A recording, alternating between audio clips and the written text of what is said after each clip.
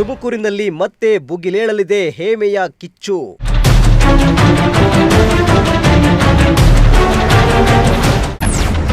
Court ಅಂಗಳ ತಲುಪಿದ link canal ಹೋರಾಟ.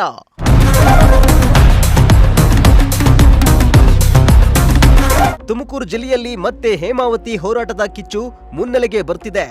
ಡಿಕೆ ಶಿವಕುಮಾರ್ ಸಿಎಂ ಆಗ್ತಿದ್ದಂತೆ ಹೇಮಾವತಿ ಲಿಂಕ್ ಕೆನಾಲ್ ಕಾಮಗಾರಿಗೆ ಆದೇಶ ನೀಡಿದ್ದು, ಹೇಮಾವತಿ ಲಿಂಕ್ ಕೆನಾಲ್ ಕಾಮಗಾರಿ ಮತ್ತೆ ಆರಂಭಗೊಳ್ಳದಾಗಿ ಡಿಸಿಎಂ ಪರಮೇಶ್ವರ್ ತಿಳಿಸಿದ್ರು. ಈ ಮೂಲಕ ಜಿಲ್ಲೆಯಲ್ಲಿ ಮತ್ತೆ ಲಿಂಕ್ ಕೆನಾಲ್ ಕಿಚ್ಚು ಹೊತ್ಕೊಂಡಿದ್ದು, ಜಿಲ್ಲೆಯ ರೈತರು ಹಾಗೂ ಹೇಮಾವತಿ ಹೋರಾಟಗಾರರನ್ನ ಕೆರಳಿಸುವಂತೆ ಮಾಡಿದೆ. ಇದೀಗ ಹೇಮಾವತಿ ಲಿಂಕ್ ಕೆನಾಲ್ ವಿವಾದ ಸಂಬಂಧ ಹೋರಾಟಗಾರರು ಕಾನೂನು ಸಮರ ಸಾರಿದ್ದಾರೆ.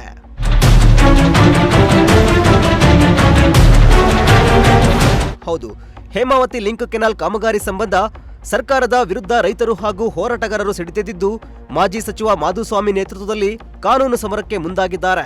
ಸರ್ಕಾರದ ಕ್ರಮದ ವಿರುದ್ಧ ಸುಮಾರು 80 ಮಂದಿ ರೈತರು ಹಾಗೂ ಹೋರಾಟಗಾರರು ಹೈಕೋರ್ಟ್ಗೆ 3 ರಿಟ್ ಅರ್ಜಿಗಳನ್ನ ಸಲ್ಲಿಸಿದ್ದಾರೆ.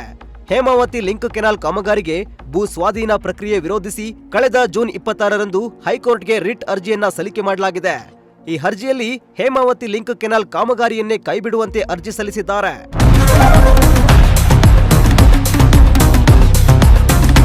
ಇನ್ನು ಹೇಮಾವತಿ ಲಿಂಕ್ ಕೆನಾಲ್ ವಿಚಾರ ಸಂಬಂಧ ಒಂದ್ ಕಡೆ ಕಾನೂನು ಸಮರಕ್ಕೆ ಮುಂದಾಗಿದ್ರೆ, ಮತ್ತೊಂದ್ ಕಡೆ ಹೋರಾಟಗಾರರು ಹೋರಾಟಕ್ಕೆ ಸಿದ್ಧತೆ ಮಾಡಿಕೊಂಡಿದ್ದಾರೆ.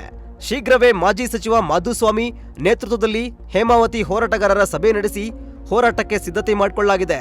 ಕೇವಲ ಭೂ ಸ್ವಾಧೀನ ಮಾತ್ರವಲ್ಲ, ಇಡೀ ಯೋಜನೆ ಕೈಬಿಡುವವರೆಗೂ ಹೋರಾಟ ಮುಂದುವರಿಸುವುದಾಗಿ ಬಿಜೆಪಿ ಮುಖಂಡ ದಿಲೀಪ್ ಕುಮಾರ್ ಸ್ಪಷ್ಟಪಡಿಸಿದ್ರು.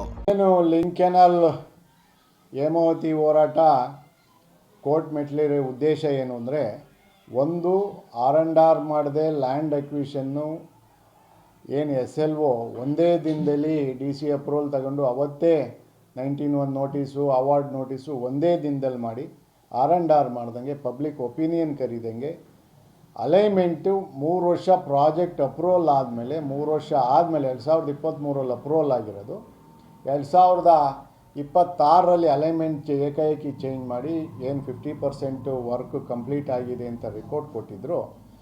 ಅದರ ಮೇಲೆ ಈಗ ಅಲೈನ್ಮೆಂಟ್ ಚೇಂಜ್ ಮಾಡಿ ಬಂದರೆ ಇದಕ್ಕೆ ವಿರುದ್ಧ ನಾವು ಹೋಗಿದ್ದೀವಿ. ಮತ್ತು ಏನು ಹಿಂದಿದ್ದ ಸರ್ಕಾರ ಸುಮಾರು 575 ಕೋಟಿನ ಖರ್ಚು ಮಾಡಿ ಲಿಂಕ್ ಕೆನಾಲ್ ಬೇಡ, ಇದು ಲಿಂಕ್ ಕೆನಾಲ್ ಆದರೆ 80 ಕಿಲೋಮೀಟರ್ಸು ಕೆನಾಲ್ ನೆಟ್ವರ್ಕ್ ಫೇಲ್ಯೂರ್ ಆಗುತ್ತೆ, 28 distributors 26 lift irrigation projects fail ಆಗುತ್ತೆ, ಸರ್ಕಾರದ್ದು ಸುಮಾರು 10-15 ಸಾವಿರ ಕೋಟಿ ವ್ಯರ್ಥವಾಗುತ್ತೆ ಅನ್ನೋ ನಿಟ್ಟಿನಲ್ಲಿ ಕಳೆದ ಸರ್ಕಾರ ವಜಾ ಮಾಡಿ ಟೆಕ್ನಿಕಲ್ ರಿಪೋರ್ಟಲ್ಲೂ TAC ಕಮಿಟಿಲೂ ವಜಾ ಮಾಡಿ ಅದರ ಬದಲಾಗಿ ವೈಡ್ನಿಂಗ್ ಮಾಡಿತ್ತು.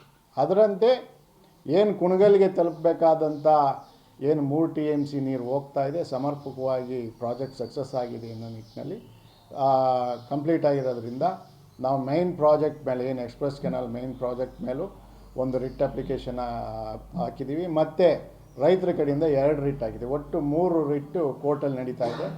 ಮೊನ್ನೆ ಸುಮಾರು 3-4 ದಿನದಿಂದ ಕಂಟಿನ್ಯೂಸ್ ಆಗಿ ಕೋರ್ಟಲ್ಲಿ ವಾದ ವಿವಾದಗಳು ನಡೀತಾ ಇದ್ದಾವೆ. ನಮಗೆ ಟೆಕ್ನಿಕಲ್ ಆಗಿ ನಾವು ಇದನ್ನು ಏನು ಪ್ರಾಜೆಕ್ಟು ರೈತರುಗಳು 80 ಜನ ರೈತರುಗಳು 2 ರಿಟ್ ಅಪ್ಲಿಕೇಶನ್ ಹಾಕಿದ್ದೀವಿ.